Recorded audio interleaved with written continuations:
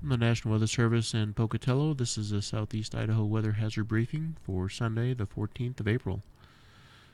Looking at the satellite imagery this morning, our flow is basically from the west to east across the area, and we do see a couple of disturbances. One is making its way through Idaho this morning, and a second one is further upstream. It's just off the coast yet, and that'll be here later on this afternoon and evening. Our radar loop this morning shows some of the extent of the rain across the area, some heavier rain across Boise, Mountain Home. All of that area is moving out towards the east, and we are seeing some rain currently Burley, Pocatello, and even on up into Driggs this morning. So that's going to continue on through the rest of the day. As we see here on the surface map, there is a cold front kind of extending down in across southeast Idaho this morning.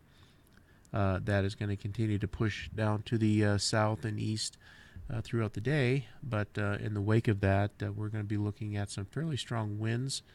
And for that reason, we do have a wind advisory in effect across much of the Snake River Plain. This is from 9 a.m. to 9 p.m. Today. And a quick look at our wind gusts across the area, 40 to 45 miles an hour, pretty much across the I&L complex, Arco Desert area, and much of the Snake River Plain. And the impacts of that, you're going to see some high-profile vehicles will be difficult to control in these conditions, so just be aware of that. As we head into tomorrow, the front is passed on through and into northern Utah and in the Salt Lake area, but we're still seeing plenty of moisture coming across behind that front, and even in advance of that next weather system just moving on shore. And then as we head into Tuesday, that next weather system is already in southeast Idaho, so that's moving through pretty quickly, and still seeing some rain, some snow in the highest elevations of the mountains here in southeast Idaho. And we'll kind of track some of this moisture in the mid-levels and get an idea of how this storm system and these next storm systems are going to evolve over the next couple of days. We're still seeing west to east flow across the area. These darker areas correspond to some areas of moisture, and these orange and yellow areas are areas where it's relatively dry. And as we can see, a couple of waves moving across this morning. We have one coming through this evening. And as we head into Monday afternoon, Monday evening, this storm system begins to intensify just off the coast, and that produces more moisture and spills that across southeast Idaho. And so let's take a look at some of the precipitation expected here over the next couple of days. And we're seeing that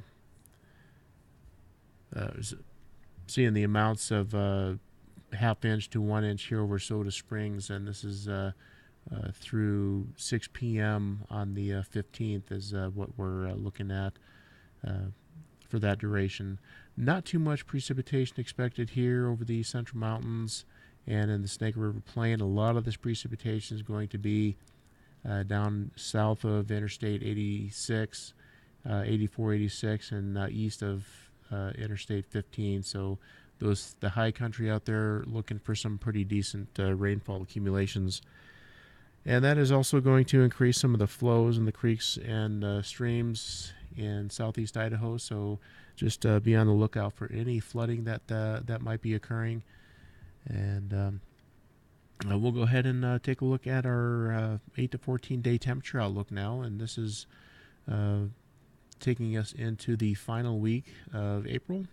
Seeing some pretty warm temperatures down here over the desert southwest that extends down into parts of southeast Idaho. And then precipitation-wise, for that same time period, we're looking at just a slight chance of above normal precipitation here as we head into the final week of April. And that's going to conclude the weather briefing this morning. And if you have any questions, give us a call at the number on the screen. Send us an email. For more detailed weather forecast, check out the website weather.gov/Pocatello. Thank you.